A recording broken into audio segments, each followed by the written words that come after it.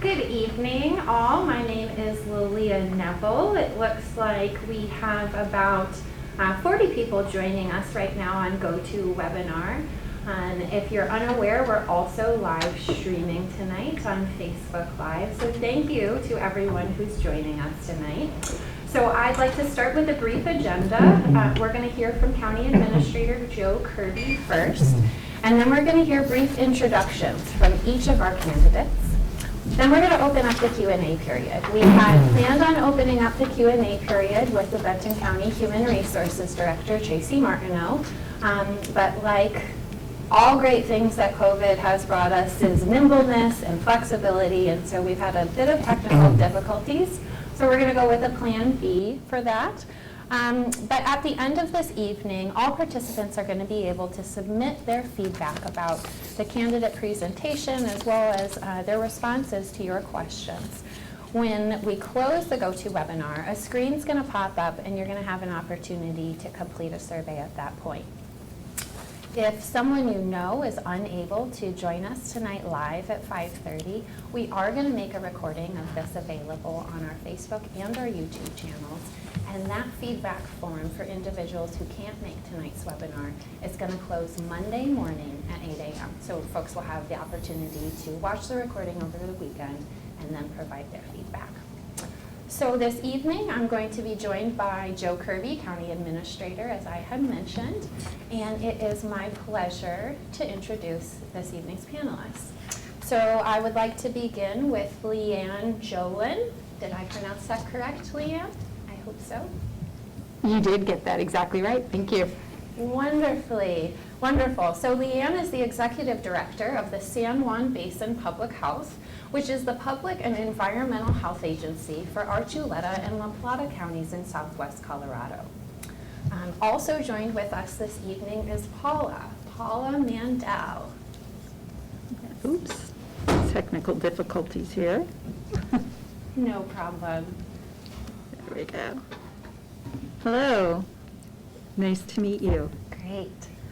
So Paula is the Public Health Deputy Director of the Pima County Health Department in Tucson, Arizona. All right, and our last candidate with us this evening is Lindsay Rogers. I would like to note that there is a D in Rogers, and my sincere apologies for that misspelling. No worries, thank you. Hello. Absolutely. So Lindsay is the Associate Commissioner of Health and Developmental Services at the Health and Human Services Commission in Austin, Texas. So thank you all for traveling to be here with us in Oregon. And Joe, how about you kick us off with a few words of welcome and perhaps a brief overview of our recruitment process so far.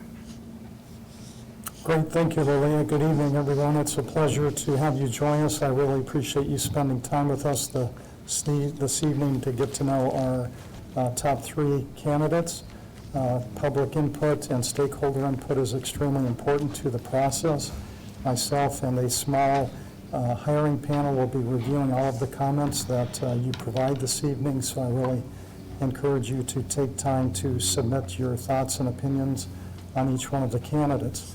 A little bit about our hiring process is we did hire a firm, a recruiting firm that is, by the name of Peckham & McKinney. They did a national recruitment. We ended up receiving a total of 28 applications.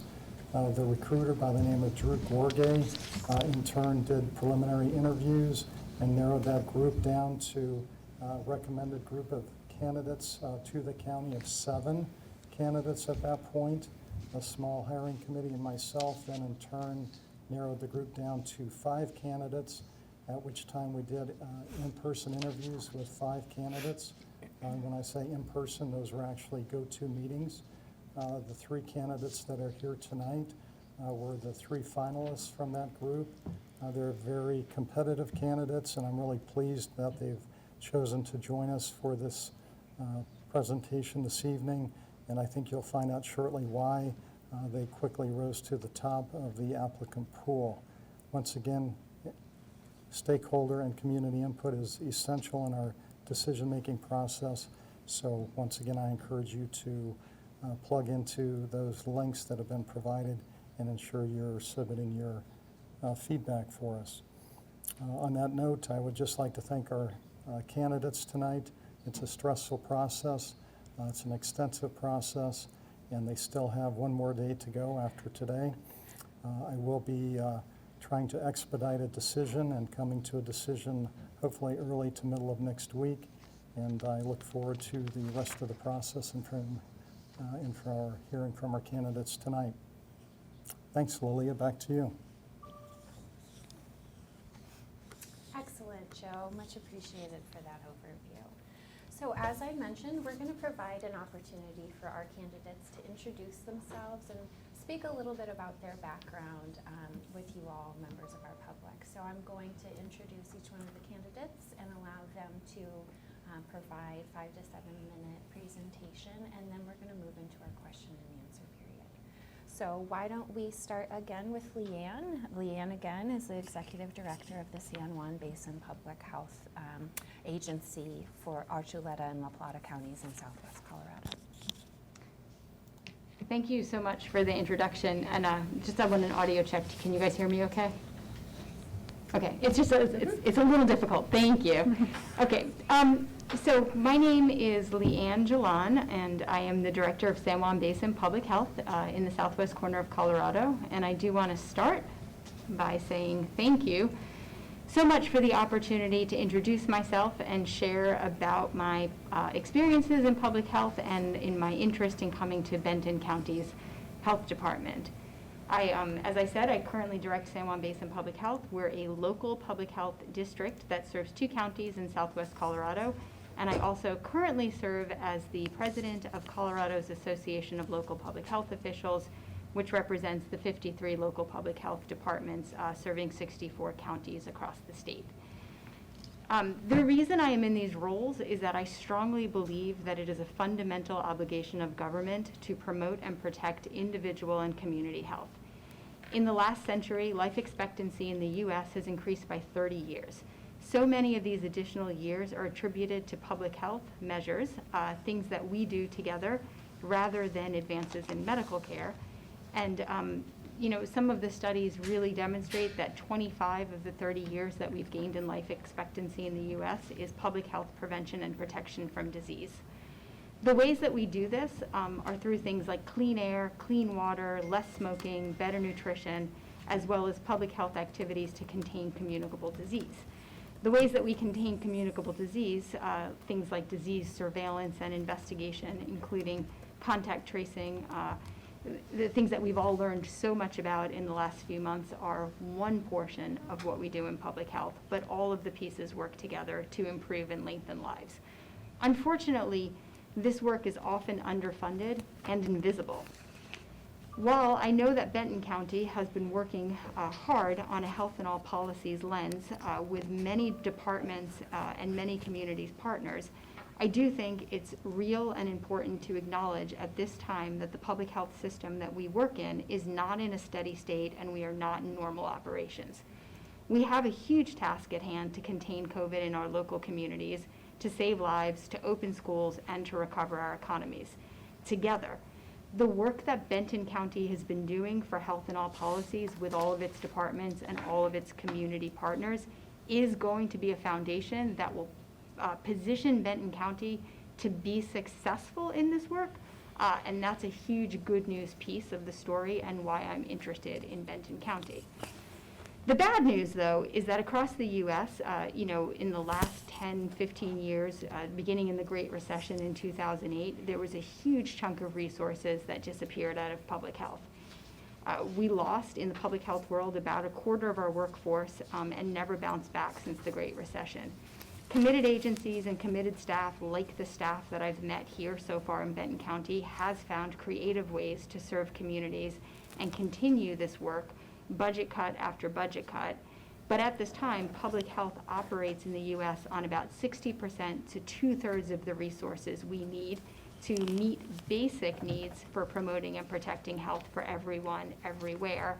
This is only more challenging with the pandemic that we're all facing.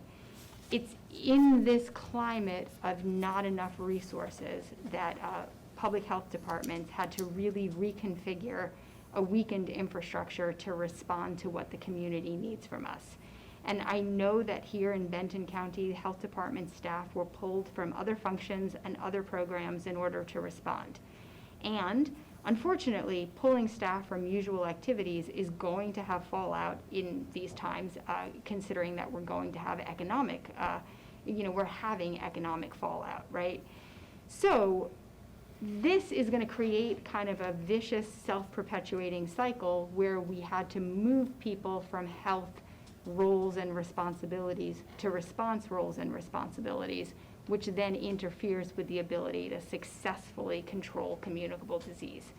So the trick going forward for Benton County and for all of us in health is, how do we reshuffle to do the emergent COVID work that we need to do at the same time that we're advancing the many issues that Benton County previously identified as needing to address to improve health equity for the community. So what do the challenges associated with containing COVID reveal to all of us about what works and doesn't work in our community? How does this relate to health equity, and how do we use this moment in time, which I think unfortunately is a really long moment in time. I'm sure all of our public health officials would agree. It's a long moment, but how do we do both and bring the pieces back together? So thankfully, the Benton County Public Health Improvement Plan had already identified food security, housing, quality of housing, everything on the spectrum from homelessness to workforce housing, individual and community well-being, and communicable disease as its priority areas.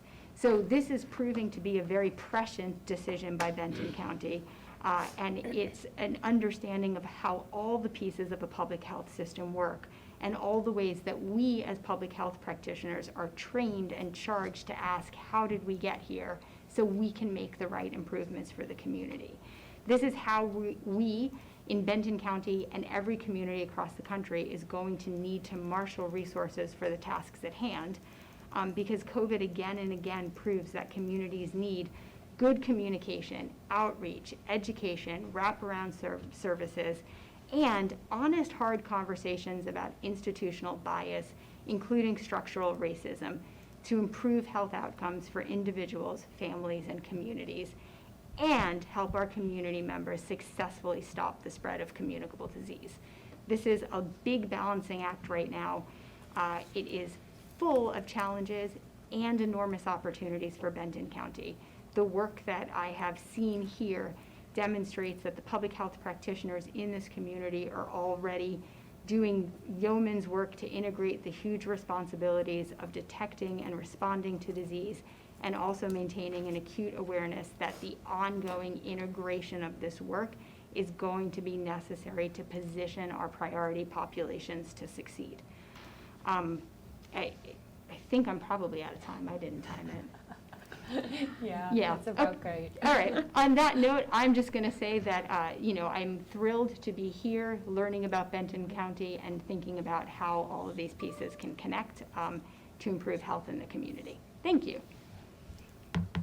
Thank you, Lee, and I really appreciate the passion with which you spoke about your comments. I think that those are some really relevant and timely important thoughts about health prevention and health promotion, so thank you. Okay, so now we're going to move on to Ms. Lindsay Rogers. Again, Lindsay is the Associate Commissioner of the Health and Development Services of the Health and Human Services Commission in Austin, Texas. Welcome, Lindsay. Thank you. So I'm going to use my 5 to 7 minutes to give you a little bit of my background and perspective, and to know me a little bit as a person, in so much as I can share that behind the mask here. I apologize you can't see my smile. I would love to be having that sort of exchange virtually with you, but I am a native-born Texan, grew up, born and raised in Houston, and I first pursued a degree in dance before I went into public health. And I fortunately still participate in ballet to date, and really enjoy using that as a physical outlet. I went on to become a registered dietitian and have a master's in health education, all from the University of Texas at Austin.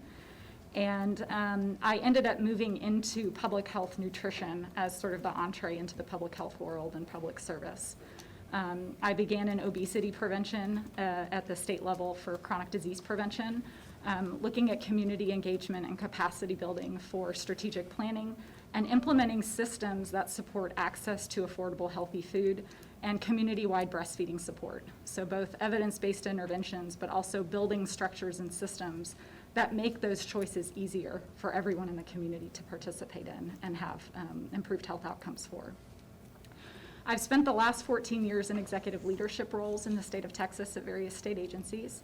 I was the Texas WIC director for the state of Texas for 3 years. I was the Deputy Associate Commissioner in the Food Nutrition Division at Department of Agriculture. In that role, I oversaw 12 federal USDA nutrition programs for the state of Texas, including National School Lunch, School Feeding, and Child and Adult Care Food Systems. In my current role, I'm the Associate Commissioner for Health and Developmental Services, and in that role, I have 10 safety net health programs that are statewide administration. One of those is the WIC program. The other big one is the Early Childhood Intervention Program that serves kiddos birth to 3 with developmental delays and disabilities. And the 8 others are unique sort of niche programs that either serve those with a certain condition that doesn't have good coverage. So for example, autistic children that may not have great coverage for applied behavior analysis services, we provide that service for them. Or they may fall in the category of being underinsured or not insured at all because they're not otherwise eligible for some of what the state offers. And so in that way, I have sort of throughout my career followed a path of service to others, oftentimes through a nutrition thread, but always in the realm of trying to improve health outcomes for those that we serve. It's given me a really unique vantage point to be at the state level to see the connections across different systems and programs. And one of the main reasons I applied for this position is because what I don't get at the state level is that direct connection to the community. I have a lot of responsibility to engage directly with stakeholders and hear from local health departments what they need from us for support and guidance and policy change. But I'm not marred in the community where you really can be side by side with those stakeholders and making tangible change and seeing the change or the barriers to the change that you can influence and affect with a hands-on approach. So that's really what appeals to me about Benton County and the opportunity that's provided here. I also will just share, I've been married for 15 years. My husband was out on his mountain bike through your town today and had a great time enjoying the bicycle infrastructure here. I have 2 little girls. Opal is 11 and Pearl is 9. And we are a family that loves the outdoors. We spent a week in Arch Cape on the coast of Oregon last summer and fell in love with what your state has to offer. And so those drivers, together with my career aspirations, are the reason that I'm here and had put my application in for consideration. I want to thank you for the process. It's been extremely thoughtful and strategic. I have definitely never been through a process that has really been so thoughtful and how it engages not just the employees and leadership within the organization, but the broader community as part of the selection and the input. And I think it speaks volumes to what Benton County does in terms of their mode of operation. So thank you again for the opportunity to speak with you tonight. And I will turn it back over to Liana. Thank you, Lindsay. That was really nice to hear a little bit about your experience at the state level and your desire to be more local and connected to the community. Between GoToWebinar and Facebook, we've got about 65, 70 individuals watching tonight. So our community is certainly involved with our organization. So that's great to hear. Thank you. Okay, so we are going to move forward for our final introduction and presentation from Paula Mandel. Hi, Paula, take it away. Thank you. I am very excited about the opportunity to be here, and I'm going to move along the path as Lindsay and kind of tell you a little bit about my background. I am a registered nurse. I grew up in the Midwest, and so I fell in love with community health and public health when I was in college. At that time, and unfortunately, I think even now, as nursing students are starting to look at their career path, they are really encouraged to go into the hospital setting, and so I did at that time. I ended up going into critical care. I loved critical care. I was an open heart and transplant nurse. I moved into management and oversaw 2 ICU units, a step-down unit, and a cardiac cath lab. and did that for about 5 years. And then I decided we were lucky enough to be able to allow me to stay home and be mom for a while. And I enjoyed that. And when it was time to think about going back to work, I knew at that point in my life I really didn't want to do management, and I didn't want to go back into the hospital. I wanted to do something different. And there was actually an opening for a public health nurse in Hamilton County, Indiana. Hamilton County is a population of about, at that time, about 250,000. It was one of the fastest growing counties in the state of Indiana. You saw both extremes of the community. It's where a lot of the Pacers, a lot of the Colts players, Eli Lilly, Roush, Rolls-Royce. But then we also had a large immigrant and migrant family in Hamilton County. So I think it was the best place for me to really get my feet back into the public health setting. And while I was there and relearning my public health nursing love, I did a variety of things. And then I had the opportunity to move in and become the director of nursing for Johnson County Health Department, which was about 180,000. And I stepped into that role just as H1N1 was happening. And that was an interesting year, and it was really, I think, eye-opening and engaging for not only the department but for the community, and really working on those community relationships. So I loved that opportunity.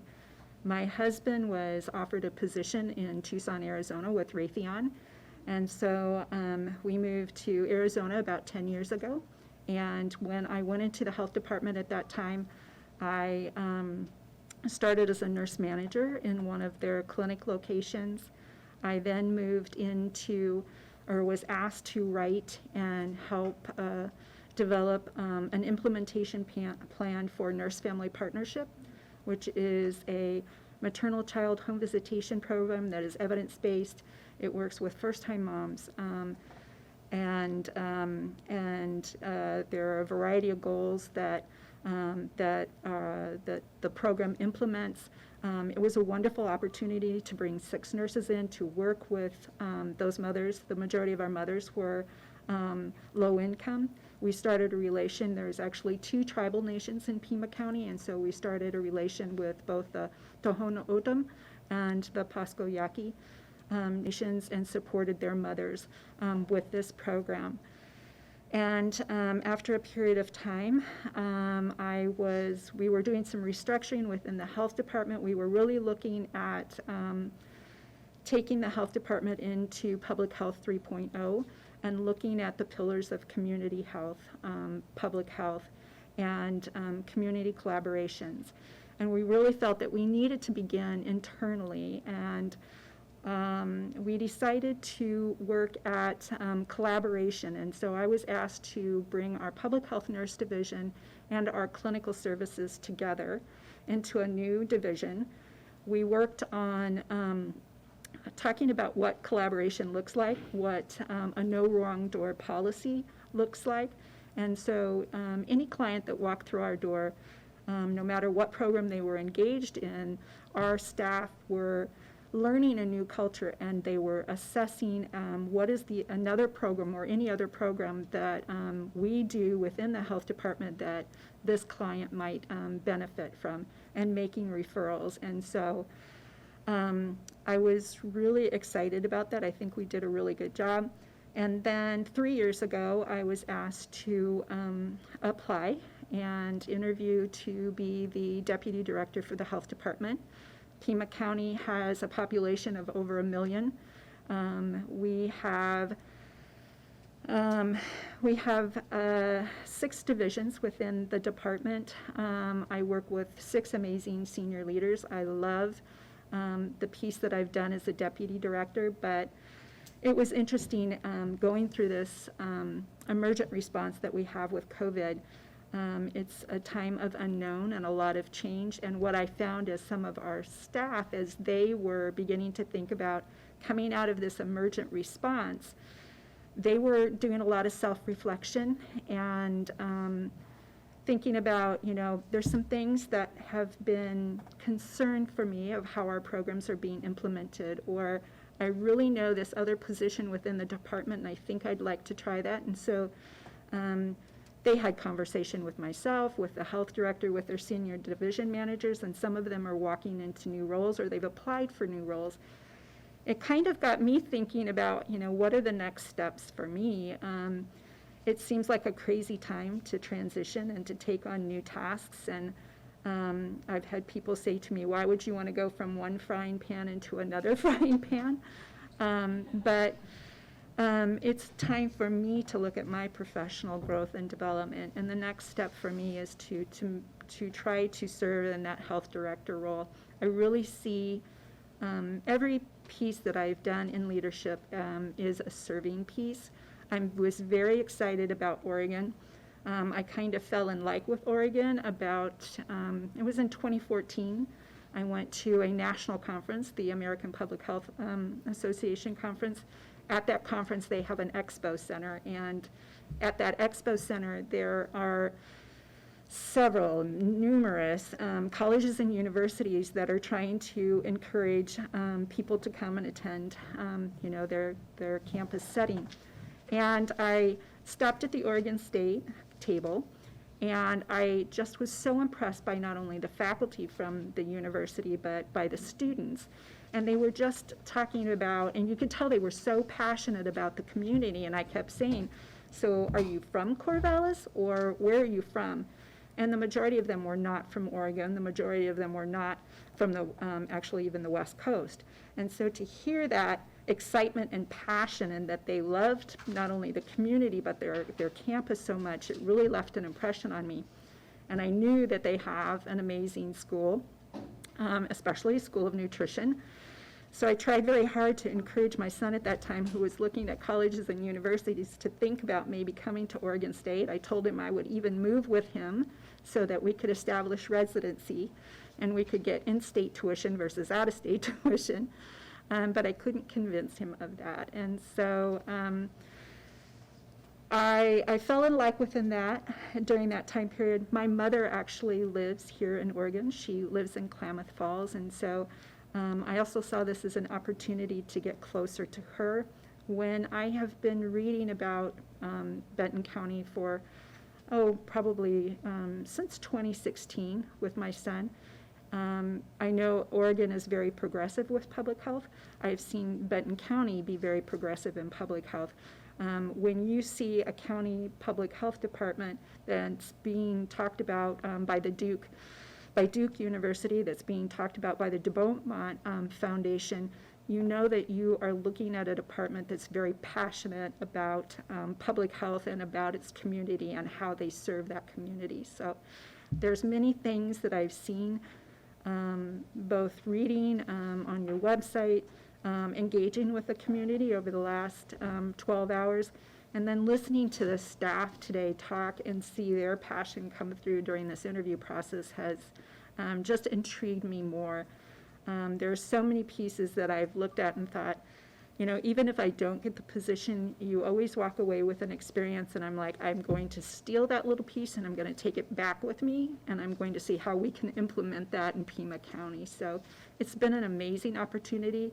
It's a beautiful, I love the Four Seasons. So coming in yesterday and it was beautiful and cool and it was at 112 degrees, and today there was rain. I've just been in heaven. So I've really thoroughly enjoyed the experience. I can't thank everybody enough. Thank you so much, Paula. I'm very glad to hear that you enjoyed this morning's unusual rain, because we sure do get a lot of it later in the year. And I also really appreciated you speaking a little bit about your desire to transition, because despite COVID, we still need to follow our ambitions and our dreams. So I really appreciate you hitting on that. So time check for all of our attendees out there. We're about 30 minutes into our event tonight, so that means we have an hour left to answer, well, for me to ask, not answer. The candidates will answer your questions. So it seems that most folks on GoToWebinar have figured out how to submit questions. If you haven't, go ahead and just submit them through that chat function. We have had several come in, so I don't think we're going to have a problem filling up the whole hour. But before I get into your questions, I thought I might give the candidates a little bit of a breather. And they've had such a strenuous day today. They started out their day with 3 different panels. And then I think that they got a little break, but now we're putting them on camera tonight. So I thought I would start with perhaps an easy but telling question. So Lindsay, let's go with you first. What would you consider to be your guilty pleasure or most binge-worthy TV show that you're into right now? So that's an easy one. Top Chef, by far. And I love that's that. probably my foodie background, but I obsess over watching that show. And it's not the drama between the characters, it's the food creation, right? So definitely Top Chef. So follow up for you, what judge would you pick to be? Padma. Obviously. All right. Paula, how about you? What would you consider to be your guilty pleasure or most favorite binge watching show these days? Oh, sorry. You know what? I don't watch a lot of TV, so I really can't answer that question. What my binge is, I love arts and crafts, and so I love to bake. I have not done a lot of baking because it's very difficult to find, I don't know about here, but we've had a difficulty with finding flour and baking soda and cream of tartar and all of those things that you need for baking. I love to knit, I love to crochet, I love to embroider, I love to garden, but I'm not very successful doing it in Arizona.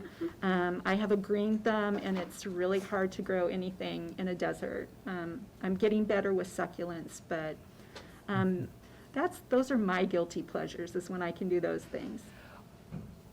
Well, I just have the biggest smile on my face because I myself am an avid crafter, and I have bedazzled my face shield. It was beautiful. So I just wanted to bond on that a little bit. Okay, so we'll get a little bit serious now that we took that break. So Leanne, actually Leanne, we need to hear from you about your TV show. My apologies. Would you mind to share that with us?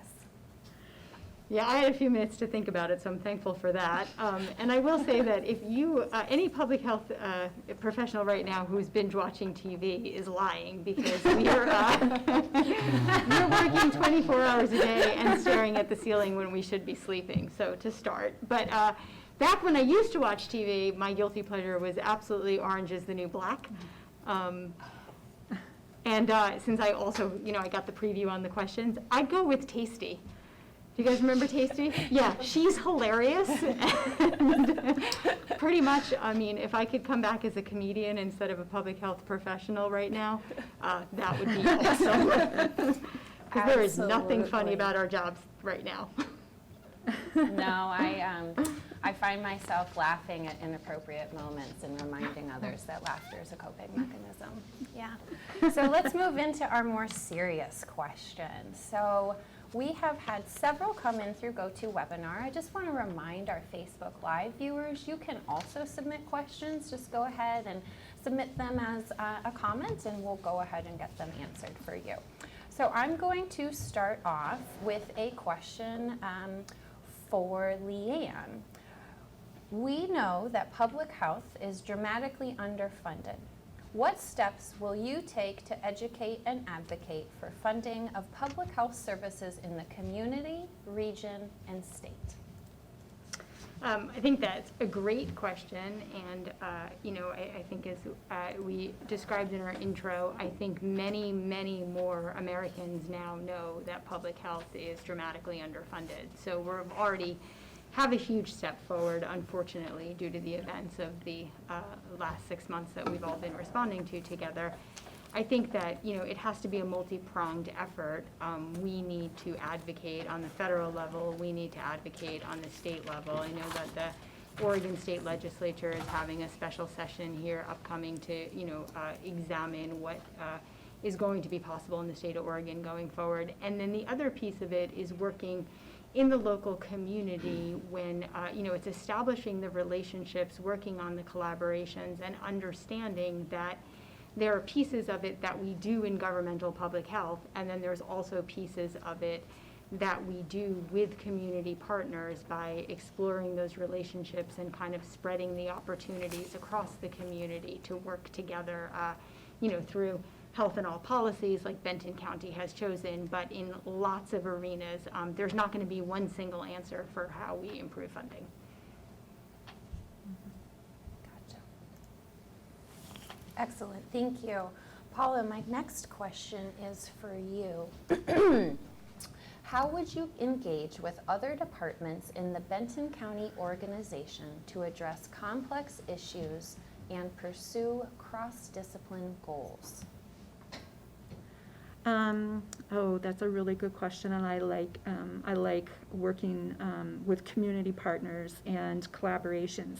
I think one of the first steps is really going out and meeting the community partners and learning more about where they are at this time and what the partnerships have been with the health department, and then talking to them about. Oh, I am? Sorry. Gotcha. All right.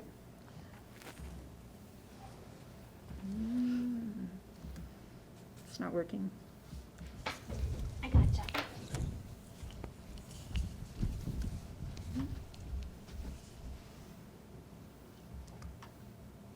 You are, hold on.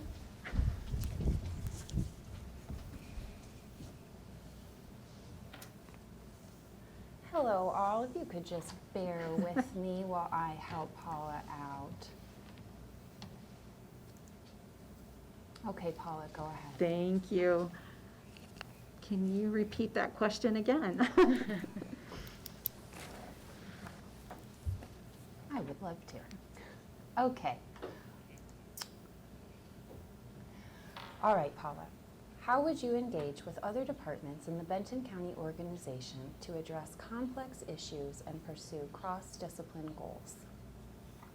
Okay, perfect. I think it's really important when you walk into a new role and you walk into a new community that you take time to meet those community partners, that you take time to hear their story and where they are at this moment and what the relationship with the health department has been in the past and with county administration and with other community partners. And so once gleaning information from that, I think it's really important to do ongoing conversations with those community partners, really again looking at the community health assessment, the priorities that were met there, how is the health department and those community agencies working to collaborate on those partnerships. And I think communication is the biggest piece of building relationships, and it has to be consistent. I think you have to go into any type of a collaboration and a relationship with an open conversation to take time and be reflective in the conversations that are happening with those partners, and then providing feedback and making sure that you're hearing the message about what they see as their priority and how you can collaborate with those community partners.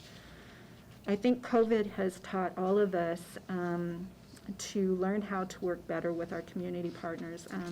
I've been very happy with the new relationships that not only I, but our department and our team has developed over the last 5 months with law enforcement, EMS, fire, with the hospitals, the CMOs, CEOs, in the hospital setting, with our federally qualified health centers, and with our long-term care and assisted living, with our schools, and with our homeless coalitions.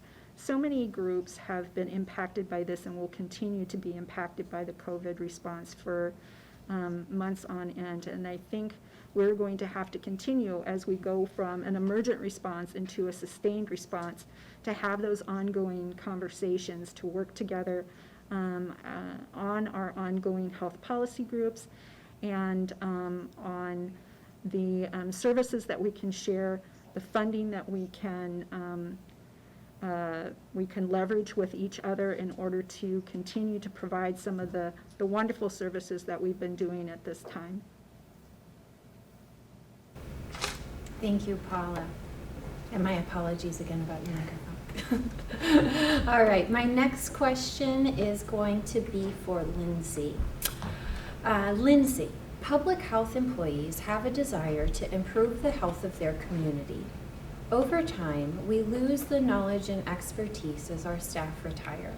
How would you address finding talented employees and retaining valuable existing staff while having to compete with the private sector?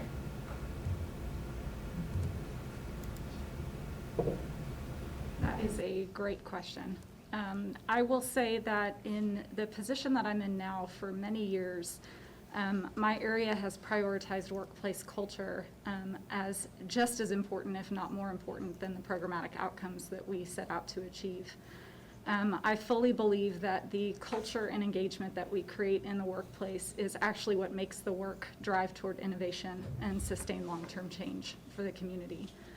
And so if I were to be selected, the way that I would approach some of the context within your question is to make sure that it's not just our obligation to respond to COVID.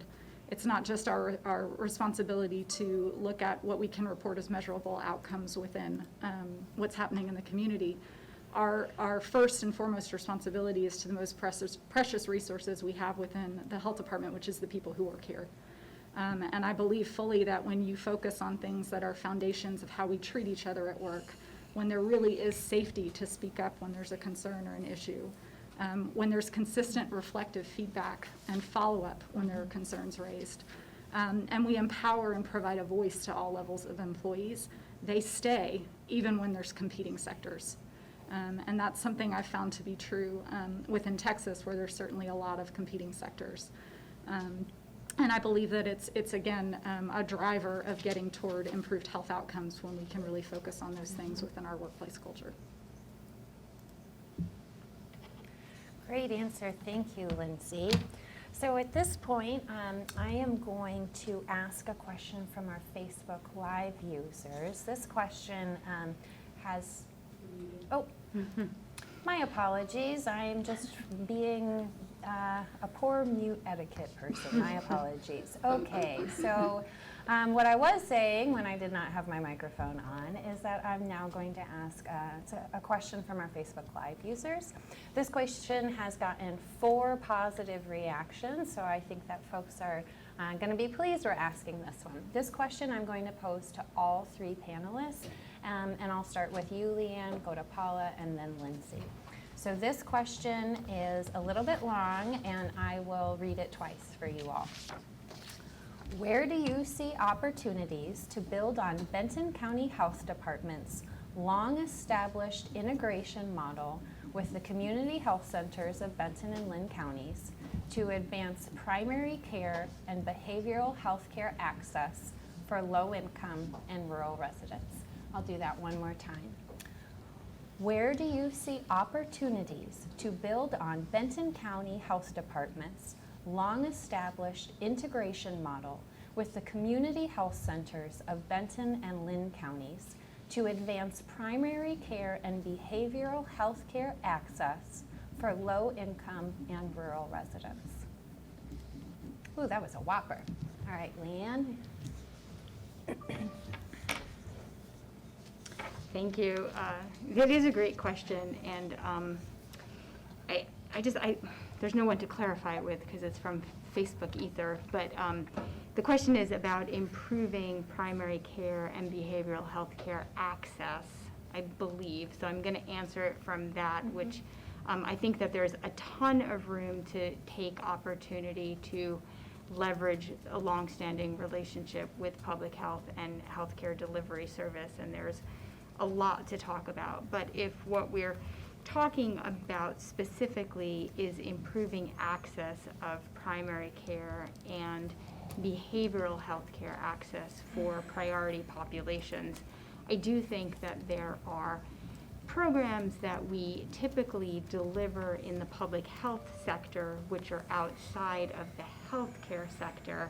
And the important thing is to build the connective, the connectivity, so that there is the referral back and forth between the community health programs, and then using the community health programs to refer people into the healthcare system and the behavioral health system. I do think that public health systems can and often are designed to be very inclusive of many diverse members of the community that may not already be linked to healthcare and behavioral health, and that is the opportunity to run it in that direction. I think usually people ask this question from the other direction, which is how do we use healthcare in a community to improve overall community health. So I'm definitely curious about what, you said there were 4 likes on this question, so I think maybe as I listen to others, and unfortunately it's hard in Facebook to do that feedback piece about what information we're after, but I do think it's a tremendous benefit to have the programs together, and there's tons of opportunity to refer back and forth between healthcare and then the community health lens on how that works.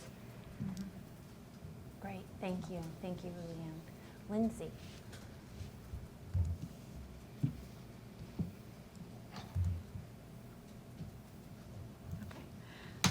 I think that, what was described in the question was something that was very crystal clear in the Community Health Improvement Plan that Benton County has put together with all of its stakeholders and staff. My commitment would certainly be to continue that work and to make it stronger to the extent that there are spaces that require some strengthening. But I would actually reflect that question back to the community. I would not come into a leadership role presuming that I know where those areas are that need to be strengthened. If I were to be selected, I would see my role as building a structure and support system to glean the expertise from the community, to ask tough questions, to say where is the current state, what's working and what isn't, and then glean the innovative ideas from the team on where there are things that need further nuance or help and support.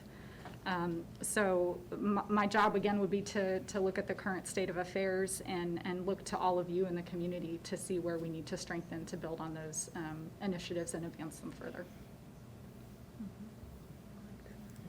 Thank you, Thank you, Lindsay. Paula?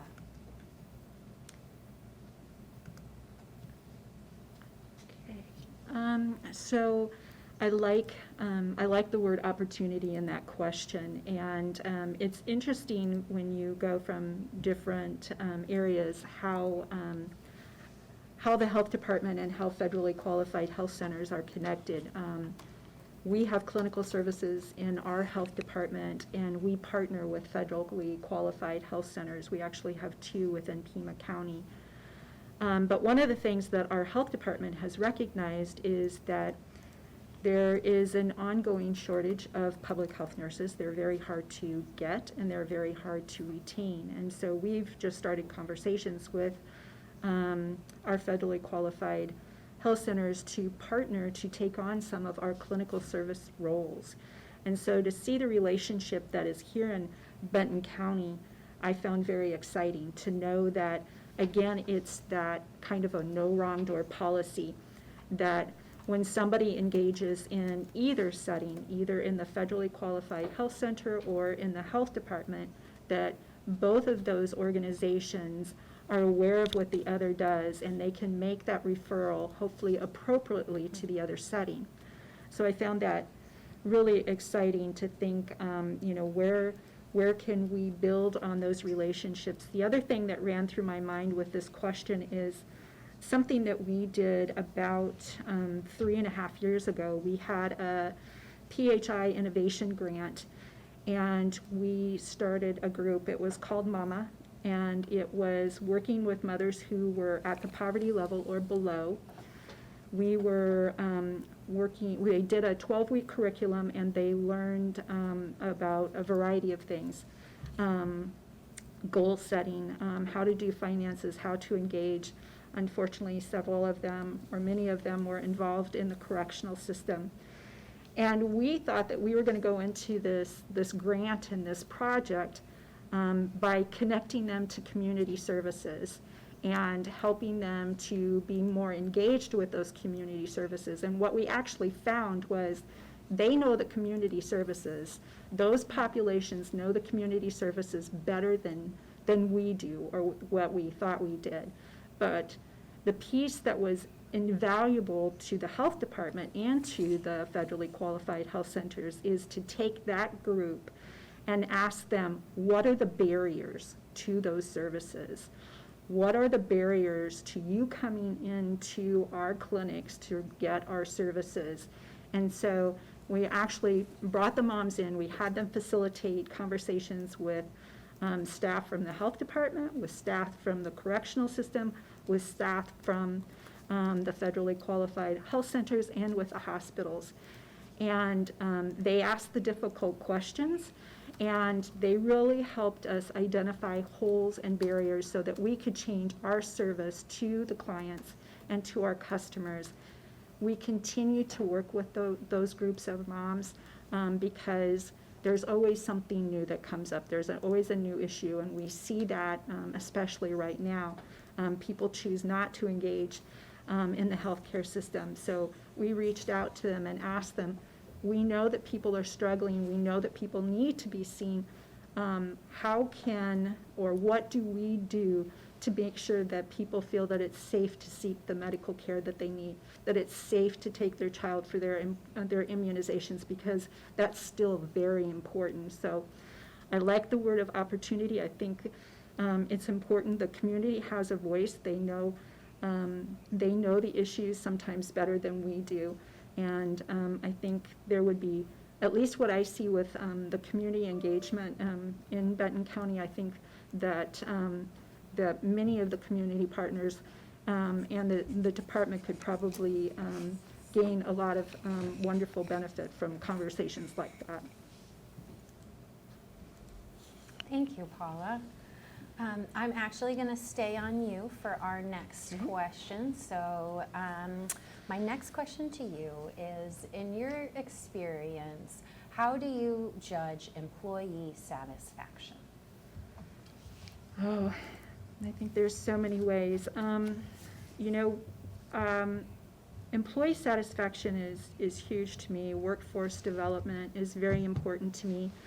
One of the things that I've tried very hard in my role as the deputy director, and I think it's even important for any supervisor or manager, is to do constant check-ins. And so right before COVID hit, I made a decision to meet with each and every new employee that came into our department. We do an hour lunch. They have my undivided time and attention. They're new, so they don't know a lot yet about the department. And it's just I felt an opportunity for them to feel comfortable with me, and so if issues and concerns came up, that they would be able to come back to my door and bring those concerns. I check in on them again at about 6 weeks, and then I check on them again about 12 weeks. The other thing that I helped work with our senior leadership is to do what we call stay interviews. So our employees that have been with us for more than a year, they have the opportunity to make an appointment with either myself, with one of the senior leaders, and to sit down and have a conversation about where they are at this moment, what are their goals, how can the leadership team help them to obtain those goals or that professional development. And so those are some of the pieces that I think are important. There are lots of other things that I would love to bring to the table for employee satisfaction. I think it's really important that people feel like they're being heard and they're being listened to. I was ever so grateful, not that I wanted to go through this COVID response, but being the incident commander and working really at the ground level again, working with our staff every day, well, not all of our staff, but a lot of our staff, helped me to really see, the things that our employees are experiencing. So when they say that they were having poor communication, I was experiencing poor communication. right there along with them, whether it was from a community partner, it was from, higher administration. It really helped me to gain perspective, and I think it's really important for us to have those conversations from the frontline staff up, and so that we are, so that they know that they are being listened to, that they're being valued, and that they're actually seen as a voice and a leader in the organization. Thank you, Paula. I loved hearing about those stay interviews and the lunches. That was really great. So my next question is going to be for Lindsay. Lindsay, could you talk about your perspective and orientation towards when to be the leader with a vision and when to be the facilitator who discerns and supports the vision of the community? And let me know if you want me to ask that one again. I'm happy to. I think I've got it. The notion is when to be the visionary and when to be the support of an existing vision. And I think that by definition is what a leader does every day, right? There are components that if I were selected, I would certainly bring a perspective to the table on food systems, for example, because of the work that I've done in that in another state. And so I likely would make that a priority area for me to learn about, because it's something that you've already identified as a key priority within your community health improvement plan, and I would have a level of expertise that I could hopefully slide in and offer some assistance and perspective from another state. But I think by and large, in my experience in leadership is really influence. And so where there is already a vision set, particularly in a community like Benton County, where there's so much engagement and buy-in to the process of creating a vision and a strategic plan, my role would be to help influence that plan moving forward.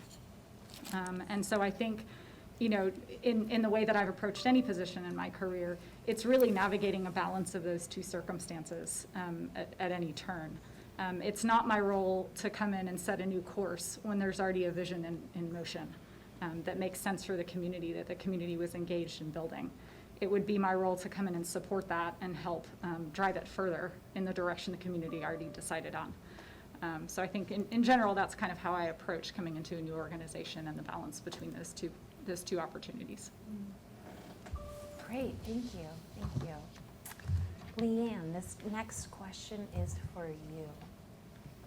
What similarities between your current role and the role in Benton County do you see, and how could these similarities help you serve our Benton County communities? I think the similarities are enormous. I am a local public health director in a rural corner of Colorado with 2 counties, 4 municipalities, 1 population center. That is where the majority of the residents live. So I think there's a lot of commonality there. Benton County is a larger county than the 2 counties that I'm currently serving. But I think the similarity in the roles are leading through a difficult time for public health, where there is a lot of attention to what the community's needs are and tracking that back to the work that's already been done in the community to engage and determine. I think, as Lindsay just described, there's a public health improvement plan or a community health improvement plan. A ton of work went into that. That work exists, it's important, it needs to get done. It will also make controlling for communicable disease more successful, and that is the work that I'm currently doing in my current role that I see as a very similar task that will need to be happening in Benton County and every public health or health department around the country. Great, thank you, Leanne.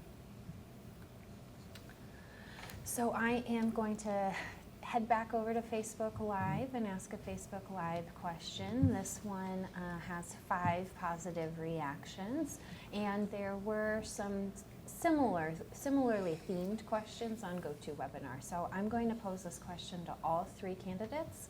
I'll start with Lindsay, go to Paula, and then finish with Leanne.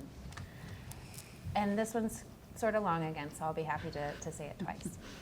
The Benton County community embraces diversity, equity, and inclusion, and it is an integral part of the health department's work and the community we create.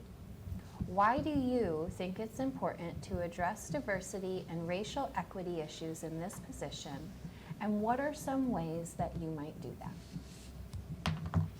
Okay, Lindsay? So that is a great question. And it's not the first time that I've been asked some iteration of that question since I've been here. I think every panel member, every panel that we've been a part of to date today has asked something along these lines. So it's clear this is a very big driver for your community, which is amazing and commendable. I want to sort of start by saying just my value system around this question. I think that when you come from a experience, it is a completely different perspective that you bring from to the table than when you have not lived that experience. And the embodiment of that to me is really having been a breastfeeding mother who struggled intensely in the first 2 months of nursing my child with mastitis and plugged ducts, and at 2 a.m. needing that emergent clinical level care in order to continue to meet my breastfeeding goals and meet the needs of my child. When I came to the Texas WIC director role, I used that experience in my leadership perspective to increase access to breastfeeding support for all women in Texas, regardless of whether they were on WIC or not. And so I share that to say that when we talk about those who are in underserved communities or who are coming from a place of trauma or are in community groups that are underrepresented in what may be happening in terms of health outcomes or access to care, they have unique stories and experiences that drive their engagement with our community health system and also that drive their health outcomes that I don't have the experience in. And so the way that I have always come at that question is that their voices have to be included in our design. Their voices have to be included and at the table on the front end and how we determine to deliver services and how we gauge whether we're successful or not. And in how we determine our community's success in the way that we're serving. In Texas, we have a very diverse population, and some of the ways that we've done this, of course, are traditional through focus groups and survey design and things like that. But I will say that with my experience in Texas, one of the challenges we've had with that is some of our communities that we are hoping to help will answer those surveys with the desire to please the person asking the question. And we had to find new innovative methods for collecting qualitative data from some of these groups in order to make sure that what we were designing in terms of our public health systems were going to meet their needs. So all that to say, I echo the priority. I believe in it fully. And I think one of the things that I bring to a position like this is knowing that I have blind spots. And the really necessary component of needing to include those that you're trying to make a difference in the discussion, in the framework, in the evaluation to drive your service delivery.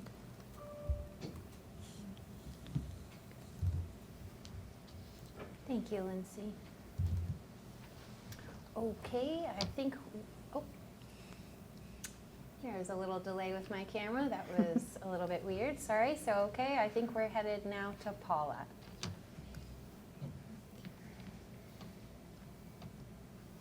Oops, sorry.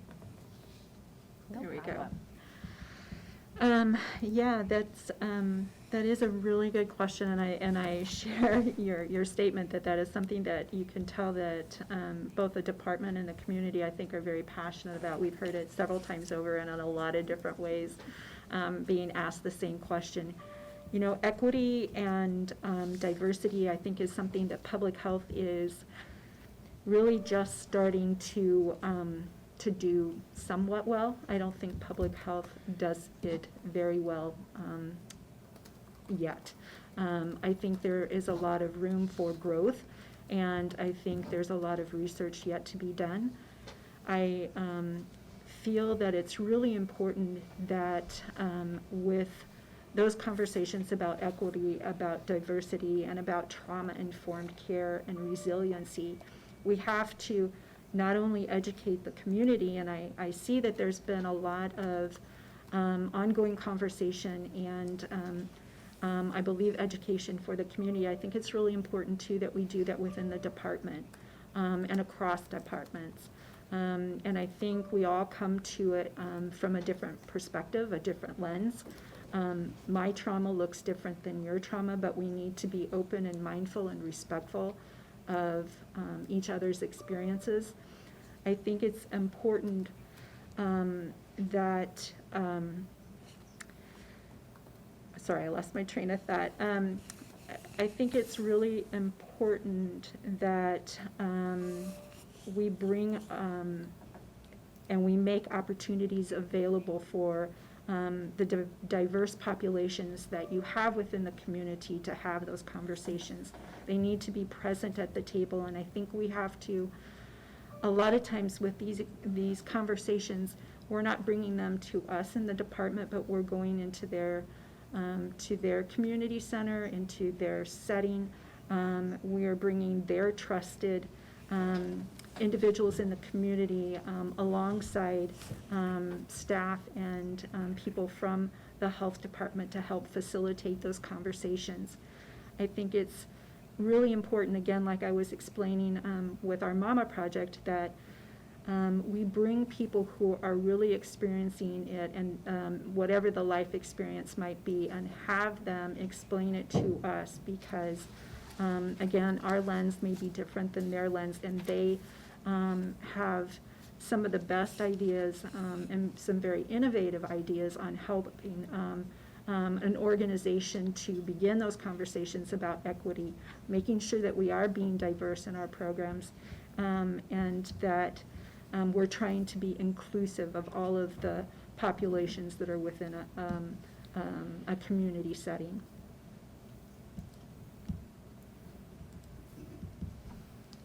Thank you, Paula. Okay, Leanne.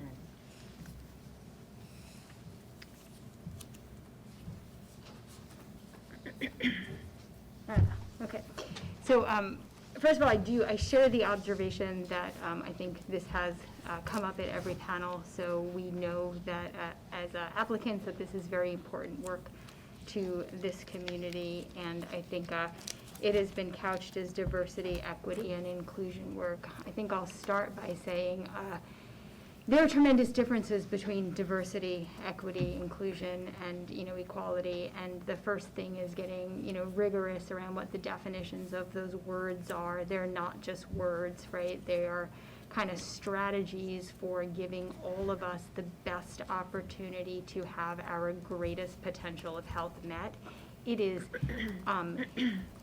I almost used a really harsh word and say it is really difficult to believe that we live in a country today where depending on the color of your skin is going to determine how long you live and what opportunities you have as an individual. That is something we have to acknowledge, we have to address. We live in a country where who you have sex with determines things like your risk factors for communicable disease, for behavioral health, for increased risk for suicide.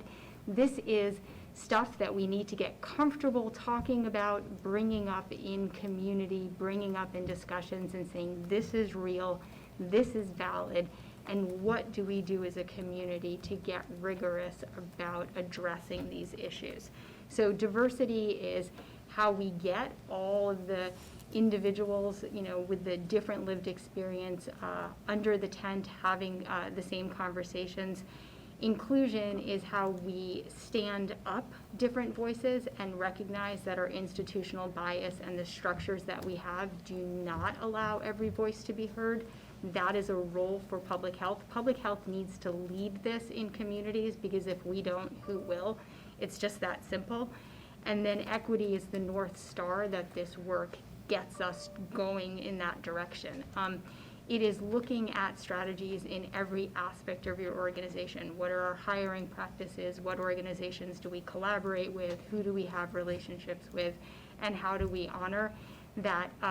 These are really hard conversations. They're uncomfortable conversations, but if we don't put ourselves out there and do it, we're not going to be successful.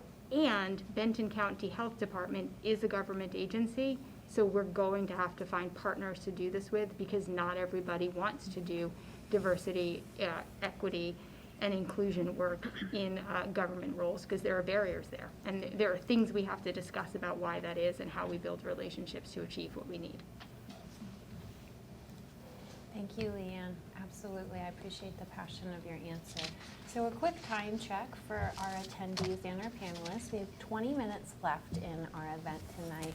And I'm going to save a few minutes at the end so our County Administrator Joe Kerby can offer some concluding comments. So I'm going to ask the next question, anticipating that it's probably going to be our last question. So I'm going to pose it to all three candidates.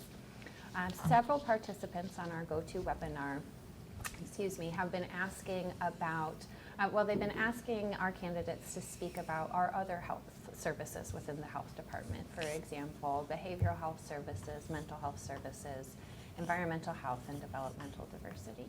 So the specific question is, what is your understanding and experience with the other services provided by the health department? So Leanne, why don't we start with you, go to Paula, and then Lindsay. And I'd be happy to answer the question again if you guys would like me to. Sure, if you could run through it one more time, that'd be great. No problem.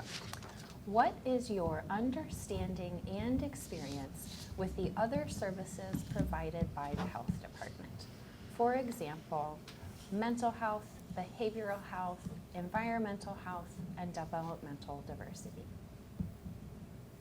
Thank you. Of course. We talked about this a little bit earlier today, which is figuring out how to run a community health assessment and get feedback from a community about what's important. Acknowledge then an added challenge of having a global pandemic, and then recognizing that there are many things that happen under the roof of the health department that are inordinately important and cannot be thought of to the other services. But this is the nature of when you are asked to do a community health assessment and have that kind of engagement with the community. People will give feedback around what is top of mind at the time that we're doing the work, and it sort of can relegate other services to other services. They are not other services. They are integral parts of everything that we do together to improve health in a community.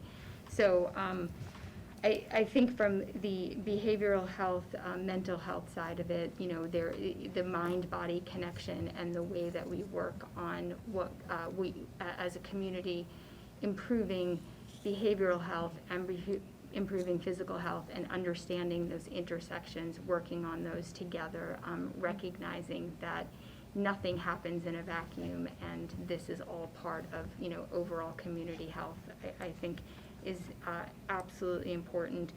Developmental diversity is something that I am not currently working in my current organization. I will say that one of the things that we have done, we had been doing a lot of local public health,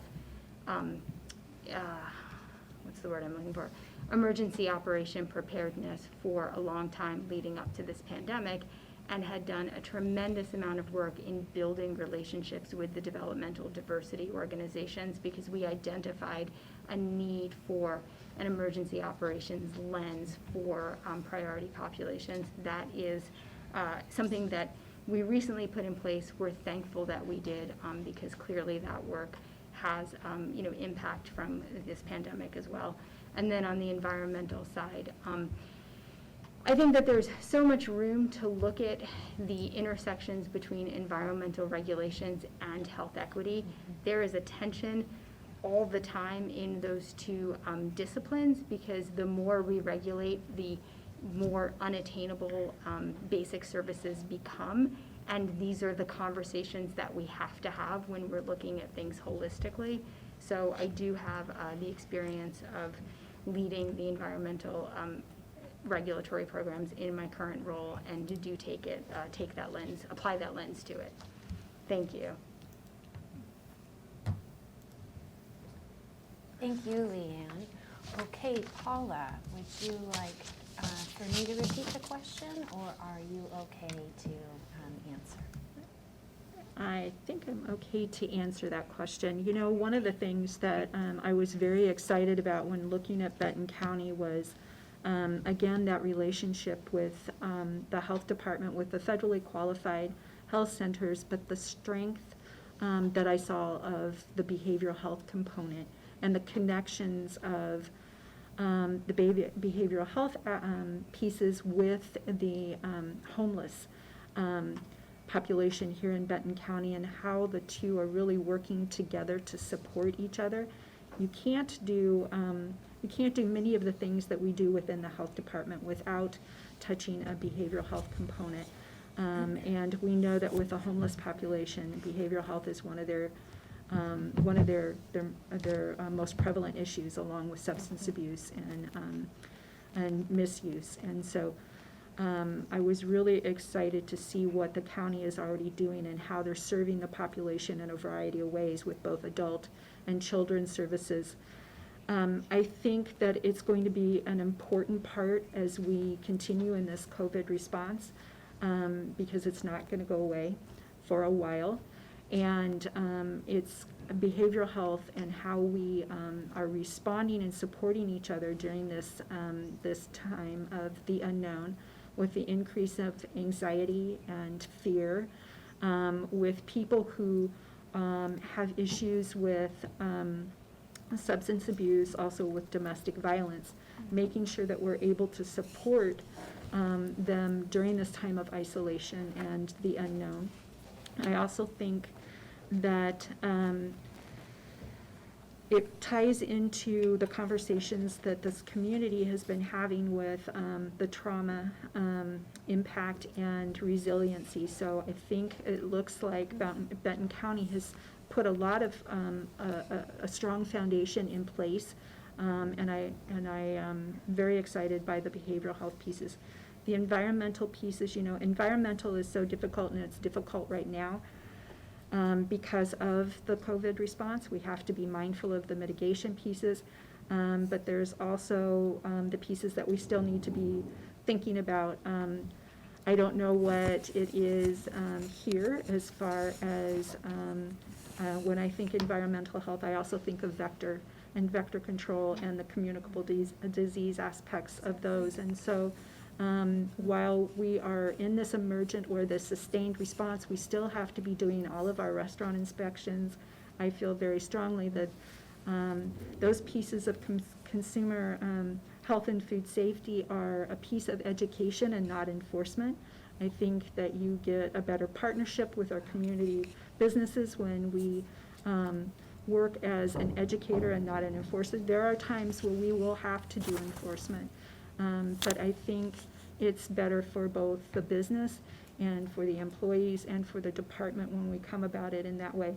It's also very important to be looking at our communicable disease and what are those things that are going on with our vector, mosquito season, and rabies and all of the other pieces of environmental health. You know, one of the things that I think public health has not done well with yet, but I think we have to become more mindful of it, is climate health and the impact that it has on our community and our residents. For some people it's heat, for some people it's cold, but it does have an impact on the health of the lifespan, the very young and the very elderly. So I think the pieces that I heard today about environmental is, and to see what the community, how passionate the community is about environmental health, I'm very excited to have seen too. Sorry. No problem. Thank you, Paula. And Lindsay, would you like to answer this question for us? So in trying to read up and study before coming to Corvallis about what was in motion in Benton County, it was easy to see that there were distinct programmatic areas for behavioral mental health, for environmental health, and for developmental diversity programs. And there's quite an array of offerings under those umbrellas that I certainly learned a lot from your website. What I will say is that when I looked at the community health assessment and the community health improvement plan, those programmatic areas are not called out in a siloed manner. And that's intentional, and that's a strength to how your community is doing its planning. Because while internal to the organization, we may have distinct organizational charts and areas that we refer to or carry out responsibilities and roles within public health, what the community should see is a seamless approach. An environment in the community where you can work, live, play, and succeed in ways that your health is supported, and it sometimes is invisible in how that happens. You asked a little bit, not just about our understanding, but our experience in that realm, and what I would offer is in the WIC role, in the WIC director position that I was in Texas, it's a public health nutrition program. Right, we're seeing mothers and babies with the distinct goal of improving their nutritional outcomes to improve maternal and child health. Mm-hmm. We're screening them for nutrition. We are helping them with their breastfeeding goals. We are looking for things that are problematic from a nutrition risk perspective and prescribing a healthy food package in order to meet their needs. But when that woman and her baby come through our doors, we are also screening her at times for lead poisoning. We're screening her for postpartum depression, and we're looking for whether she might be a victim of abuse or neglect. Oftentimes, we're even catching safety net diagnoses for that child that perhaps hasn't even been to a pediatrician yet, that might have a developmental delay or disability. And so while they may come in through the WIC umbrella, behavioral mental health, developmental diversity, and environmental health play a role in us being successful under the umbrella of WIC. And I think that in what I could decipher through the conversations I've had today with your community partners and with your organization and what I was able to research from your website, it appears that while those programs are distinct, they are integrated in the way they play out within the community. And I think that speaks volumes to the way you approach public health here. Great. Thank you so much, Lindsay. So we have about 8 minutes left. So at this point, I'd like to hand it over to County Administrator Joe Kerby to offer some concluding thoughts. Thank you, Lili'a. Again, everyone, thank you so much for taking time to participate in our virtual town hall this evening. I hope after spending the last 60 to 90 minutes with us tonight that you now have a recognition as to why these 3 candidates made it into our final interviews. They all 3 are very intelligent, passionate, and very committed to the public health of their communities, and that's the reason that they're in front of you tonight. We look forward to receiving your feedback and input regarding each one of the candidates, and I would like to just recognize that they've been through a grueling process so far today. They've probably been at this probably 11 hours now, I think, but I've been able to spend a lot of time with them today, and I'll look forward to spending more time with them tomorrow. Today they actually went through 3 separate panel interviews. One panel was a leadership panel, which was made up of community leaders as well as organizational leaders. Another panel was made up of employees that would report directly to the health department director. And then a third panel was made up of our Board of County Commissioners. Tomorrow morning I have the opportunity to meet with each one of the candidates individually, and then lastly tomorrow afternoon they will be going through a virtual town hall meeting with our health department employees. So once again, you can tell that the process has been extensive and grueling, and I've been very impressed with their answers and with their knowledge, and I think we'd be very lucky to have any one of the 3 candidates that we've presented to you tonight. With that being said, please submit your comments through the link, both in the Facebook Live as well as the GoToWebinar, I believe. I have to look to our communication folks. They're the ones that are experts on this, not me. But we look forward to reading all of your comments and taking those into consideration as we decide who will be our next health department director. Thank you. Thank you, Joe, for offering those closing comments. So before I close off for the night, I just want to offer a sincere thank you to our Human Resources, IT, and Board of Commissioners staff. We couldn't have made this happen without them, and they've been working diligently behind the scenes, so thank you to them.